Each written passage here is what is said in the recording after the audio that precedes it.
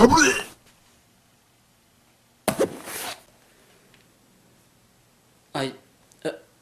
better play it.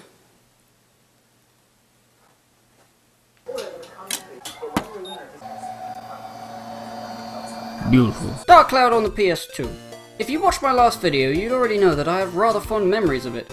So I'm going to talk about it, what I like, what I don't. And if you never played it and want a quick and easy score, 7 out of 10. I don't like scores. They're dumb. I mean, you know the drill at this point. There's millions. Let's go over Basic Facts 101. It's an RPG adventure / dungeon crawler / village planner / FPS. Whoa yeah! You take the reins of this poncho guy called whatever you want, and you're on a quest to save the world from an evil genie. On your journey across the land, you'll meet a bunch of colourful characters, some of whom join you in your quest. You got the cat girl, the fat little mallet boy, a sassy black genie, a tribal warrior, and a rabbit space engineer that wears goggles and flies with a helicopter backpack and fires a machine gun? Yeah, the best one. There's so much in this game that I want to talk about, so let's segment it into segments. Segment 1. The combats. There's a lot to love about the combat system in this game. Each and every enemy is unique. Except the ones that aren't. Okay, Sam and Mr. Blair? What are his names? One shoots ice and one shoots fire. Okay, I get Mr. Blair because of the fire. But Sam? Why? Was it like a guy at the translation department named Sam who was notorious for enjoying ice in his drinks? And then someone said, here, what if we renamed Mr. Freeze to Sam? You know, because Sam likes ice. And then his boss comes over and he slaps him on the back and he says, "Yes! You did it, son! You did it! You did it! Sam!" Actually, a lot of the names in this game are weird. There must have been something that happened during translation because, I mean, Nolan Village, the village you start in, and has a title card that says Nolan Village every time you go back there, some people refer to it as Norun Village. Okay, that's just racist. Anyway, I'm getting off track. This is a combat segment. The combat is great because every enemy is unique in how they attack you. And they can all dodge and they can all defend, and you really gotta think in every combat scenario. Even the bats from the first dungeon are a challenge if you don't pay attention. You slash, they dodge. They pull back, then swoop! And you gotta time it right, because they are not stupid enough to fly at sword swinging altitude the entire time. If you miss and they hit you, there's a chance you could be poisoned. And that's bad, especially very early into the adventure, because you only get one antidote every time you enter the dungeon. See, the mayor gives you a bunch of helpful items, including a poison antidote, to help get you started on your adventure. But he only gives you one, and the only time you can restock is if you leave the dungeon and talk to him again. So if you get poisoned once, okay fine, heal it and move on. But there's usually more than one bat, and if another one bites you, you may as well give up, because that poison doesn't go away. Unless you have some way to heal yourself, you're gonna die. From a fucking bat! Widely renowned as one of the most boring filler enemies in video games that's just there to annoy you while you concentrate on the real battle, the bats in this game can fuck you up if you don't play smart. And I love that the bats are considered monsters like everything else. A challenge to overcome, not a fly to swat. They do sound annoying though.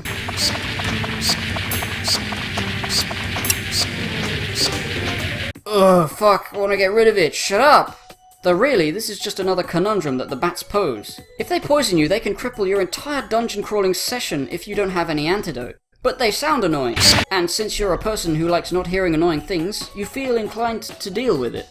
Do you risk being poisoned? Are you a bad enough dude to kill the flippity-flappity bat? Of course you are, you're the hero. You wait and watch. He pulls back. You ready your sword. He swoops, and BAM! You got him! Victory! Yes! You ain't poisoning me, you motherfucker! It gives you this reason to pay attention to every single enemy you encounter, to take every single battle seriously. You can't just run in there and swing swang like you're a super duper badass. The only thing that makes you a badass is your own skill at playing the game. And yeah, that's the bats. Now let me tell you about all the other enemies. Okay, yeah, I won't go over them all, but they basically follow the same design philosophy. Nothing is simple. All the enemies have their own strengths and weaknesses. Attack patterns aren't rigid structures, they're adaptable. Sometimes they dodge twice in a row, other times they dodge once and then block or jump to the side. You gotta keep on your toes. You can't learn their attack pattern, but you can learn what the attacks are and how to counter or avoid them individually. Though some enemies are just stupid.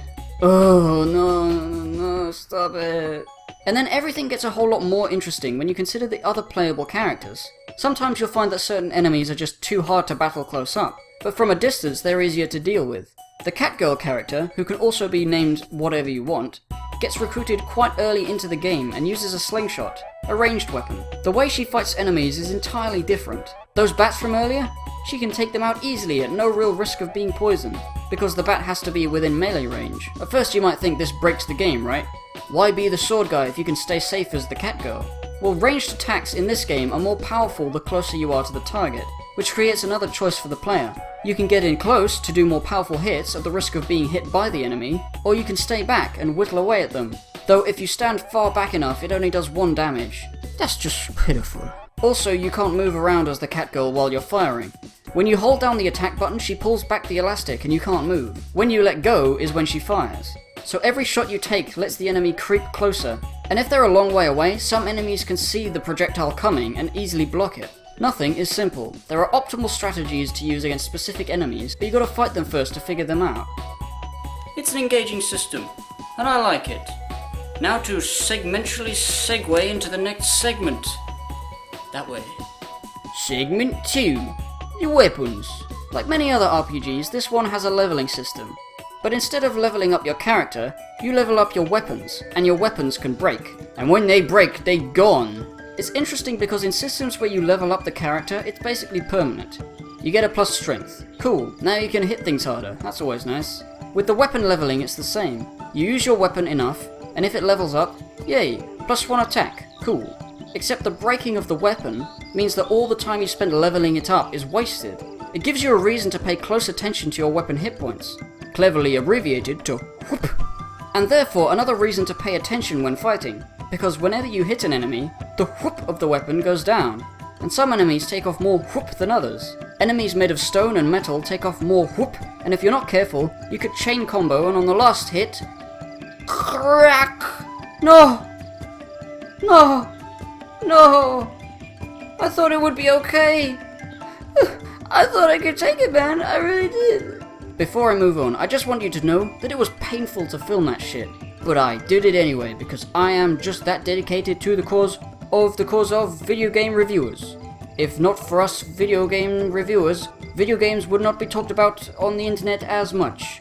All rise for the video game reviewer anthem.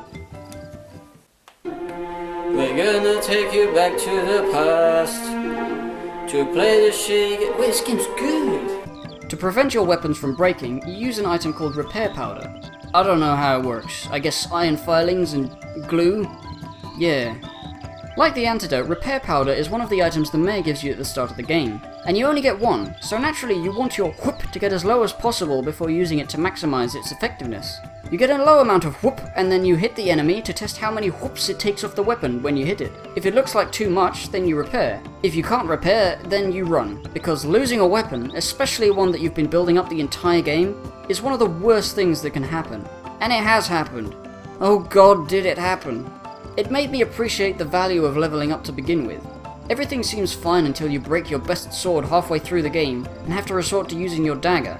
You go from taking out enemies in 4 or 5 hits to literally hundreds if you only have your default dagger left. It just does 1 damage. It's excruciating. But it doesn't feel unfair. They teach you about this mechanic very early on in the first dungeon, and by floor 4 or 5 there are enemies made of stone, statues, enemies that you can break your weapon on quite easily. They're put there to be an in-game demonstration of this mechanic in a relatively harmless environment where at most you've probably only leveled up your dagger once or twice, and you have very little to lose. But you still definitely lose something. If you break your dagger, you don't lose it, it's your default weapon. But when it breaks, it deals only 1 damage. To everything, including the bats. Trying to take down the weakest enemies in this game with a broken dagger is also excruciating because of how long it takes. The moral of this story is do not be a pleb, repair that sword. Amen. This doesn't as much apply to the slingshot, it only loses 1 whoop per shot, so you better not miss. You also better stand close to get the most damage per whoop, but really it's easier to manage. Now there are other things about the weapons, like the attribute system. It's your basic elemental stuff. Attribute your weapon with holy power and it'll do more damage to undead enemies. Use fire against plants and Sam. Use ice against fire. Use lightning against fish, all that good shit. There's also the monster class thingies that help deal more damage to specific types of monsters, like the Mage Slayer for slaying mages, and the Sea Killer. Okay, I'm not really into the pollute the ocean sort of stuff, but if you like that, be my guest. Wait, don't be my guest, fuck off with that shit. It's bad. And then there are simple squares like the +1 endurance, which decrease the whoops lost when attacking an enemy. All those things are attachments. Did I mention that? Is this the attachment segment? You put them on weapons, and when the weapon levels up, they fuse with the weapon, making it stronger. So not only do you lose a powerful weapon when it breaks, you lose all the attachments that you put into it. And they're not all that easy to come by. Sometimes you'll find one in a chest, but they're never the ones you want. You can buy some, but they're expensive. One of the more time-consuming ways to gather them is to play the fishing minigame. You get points based on the fish you catch, and then you trade the points for prizes, notable attachments. But even then, they are expensive. Basically what I'm getting at is that the weapon system is great, and it meshes really beautifully with the combat system. This is the meat of the game, going through dungeons and killing enemies. And they nailed the combat aspect. It feels fun to kill things. But how do they do with the dungeons? Time for segment the third. Segment 3. The dungeons. While the combat is fun, the dungeons are not great really.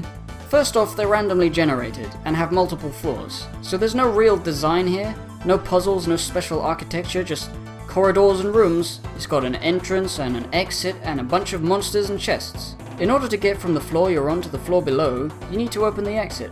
How? Get the key. Where key be? What of the monsters has it? Which one? It could be any of them. So there's your motivation to fight. Good thing the monsters are, as I mentioned earlier, fun to fight, otherwise this would suck. The system of the key dropping from any monster on the floor adds to the random nature of the dungeons. Sometimes you'll get the key from the first monster you encounter. Other times it's the last. It could be a monster that's really hard or one that's really easy. Simply put, it's down to luck. It's all random. But the randomness of the dungeon isn't the thing that's wrong with it. It's the fact that everything is so spread out, and you walk kinda slow. I mean, watch this.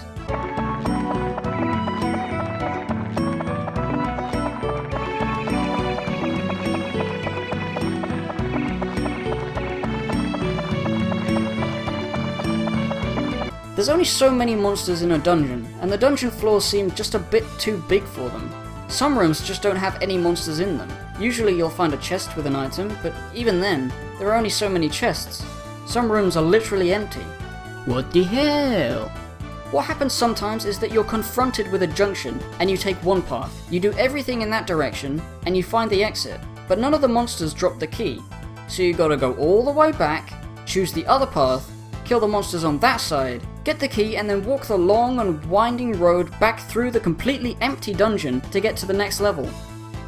That ain't fun. The programmers knew it wasn't fun either, so they implemented the Dran's Feather item. While you have it equipped in the quick item slot and press down square, you move super fast. It makes things better, but it's not a good solution. Also, it's not a thing that you just get. It's a consumable item. It's temporary. You want to move fast? You gotta buy a shit ton of these things. What would have been better is if you beat all the enemies in a floor, you're given the option to continue walking around and open the chests that you maybe didn't open. Or just walk to the next floor. Another thing that's kinda annoying about the dungeons is that the random generation isn't even that interesting.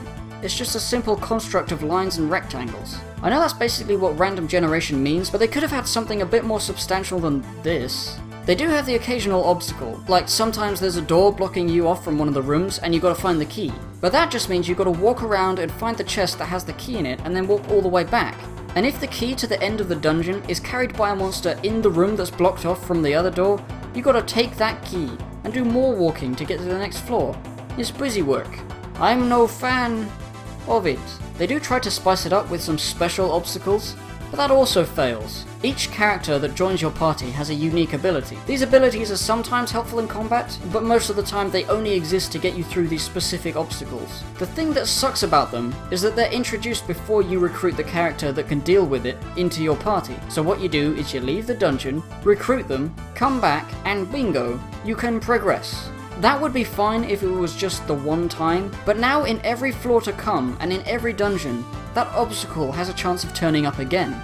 And at that point, the only thing it does is slow you down slightly, because you have to switch to the appropriate character, do the thing, and then switch back. There's no puzzle, it's just time consuming. The only other thing it can do is prevent your forward motion entirely if the corresponding character has fainted, causing you to leave the dungeon and re-enter after healing up. Now I'm going to list all the obstacles off because there's something funny about the last one. The cat girl is a cat. She's agile, so her obstacle is jumping over a small pit. It's not too bad, but the cutscene that plays is unskippable, and if you have to go over it multiple times due to backtracking, it starts to get annoying. The fat hunter boy has a gate with a floor button. It's too strong for you to stand on, so instead you gotta bop it with your hammer. It would be okay, except for the fact that I always seem to have trouble hitting it on the first swing. Come on dude, it's right there! The genie lady is the most annoying because it requires you to have the correct attribute on your weapon. If it's blue, you gotta blast it with ice. But what if your weapon doesn't have the ice attribute at all? Well, you're fucked, so you gotta go home. What a piece of shit. The Tribal Warriors is a wall of impenetrable smoke that you gotta blow away by swinging your stick at it. The cool thing here is that the spin whirly thing doubles up as an attack. The uncool thing is that the attack is useless and it drains up a lot of whoop, so it's not cool. And finally, the rabbit with the helicopter backpack. What does he do? He flies. Well, he hovers, but he can fly over large pits. Larger pits than the cat girl can jump over. This is the easiest one. No bullshit, just keep moving. The funny thing is, you can also fly over the small pits, rendering the cat girl's special ability completely useless. Why would you bother watching the cutscene when you can just fly over the gap? Even when I'm playing as the cat girl and I come up to her obstacle, I usually switch to the rabbit copter if he's available. I don't even know if it's faster, I just get so tired of that cutscene. So the dungeons are kinda dull to play, but at least they look and sound nice. They have a distinct atmosphere. You got the dark caves, the treacherous forest, the underwater wrecked ship. That one's my favorite, listen to that music.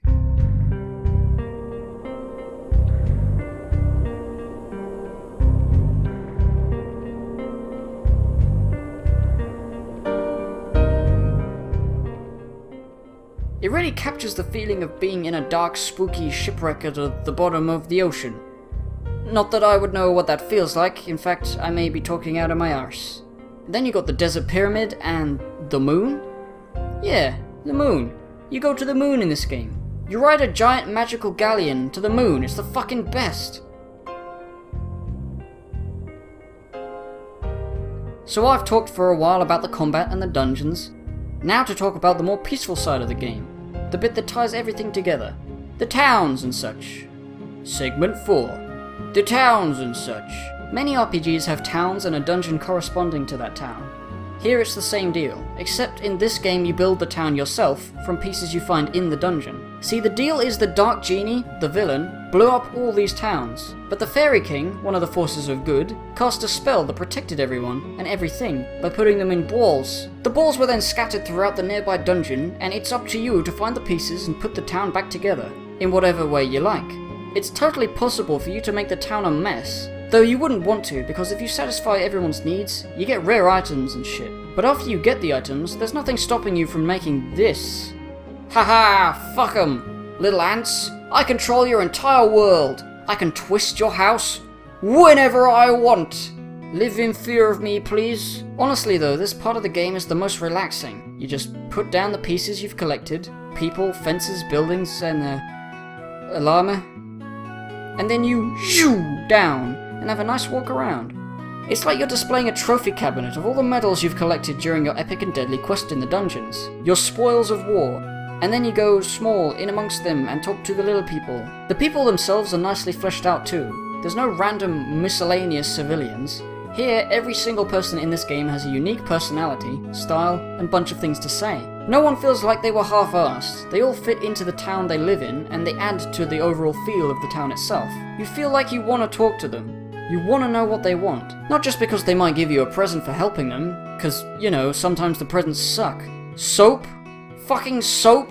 Okay, I went, saved your life, for one thing. I brought back your house. And I'm trying to save the world, I'm fighting monsters daily, okay? I build your house for you, I make it better than it used to be. And soap? Soap and cheese?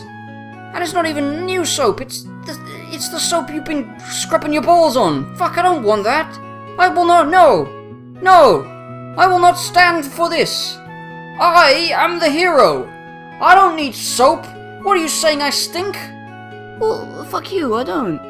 Whenever you complete a person's house by putting the right pieces together, like a fence, a lamp, extra storage and what have you, you go inside and get a cutscene where they thank you and give you a gift. Some of these cutscenes are rather amusing, and are really enough incentive alone to get me to complete the houses. Even though I've seen the cutscenes before, it makes me feel good about repairing the world. Making the civilians happy and restoring the town isn't a chore, it's fun. The two major aspects of this game, the killing of monsters and the rebuilding of the world, are great, and they contrast each other well. One is high action, very involved, don't lose focus or you're dead. The other is very relaxing. Nothing can hurt you, just take your time and enjoy the peace you've brought to this land. Well, that about wraps it up. I could talk about the bosses, but I don't really think they need that much mentioning. They're just really powerful enemies at the end of the dungeon, with attack patterns and stuff like all the other regular monsters. They're pretty cool. I'm not really a fan of the third one, but I don't really want to talk about them because, you know, that would be telling. It'd be like giving you spoilers. It's for the same reason I don't want to talk about the story, because you know how stories, people say them in a video game reviews, like the story of this game is blah blah blah. You don't give a shit. Half the story is in the telling. If I just gave you the basic facts, you'd get nothing from the experience. You wouldn't even want to go play the game. It sounds like a shit story because I told it badly. I just said, and then he went there, and then this happened, and you know, it's something you should experience for yourself. It's like, say for example, I haven't played Final Fantasy VII before. If somebody just came to me and said, this is what happens, and this is the place it happens in, and Cloud goes here, and then that girl gets stabbed with a sword, run through, very emotional moment apparently. I don't care. I don't give a shit. People just say that. I haven't played the game. I'm not invested in the characters. I don't know how emotional I should be feeling about that thing. I see her get stabbed, like in other people make game reviews, and they show that scene. I'm like, yeah, she's dead. Or is she? I don't know. I don't care. Who is she? So yeah, no story. Play the game. I've talked enough about the mechanics for you to understand whether you'd like to play it or not. The story should be the stuff that, you know, you experience. You have fun with it. Go read that book. Go play that game.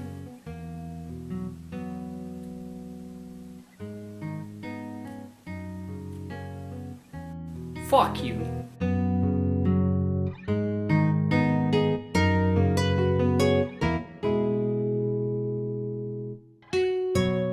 If you like this video, subscribe. I'm making more of them. You can also follow me on Twitter and Facebook if you wish. Links are in the description, of course they are. Don't forget to give this video a like too, it helps me a lot. Videos with lots of likes get recognized more by YouTube and get recommended to people, and it helps spread the word and shit. It would be nice if you could like it. You don't even need to click the button. Or you do, that's the only thing I'm asking. I'm asking you to click the button. Okay, goodbye.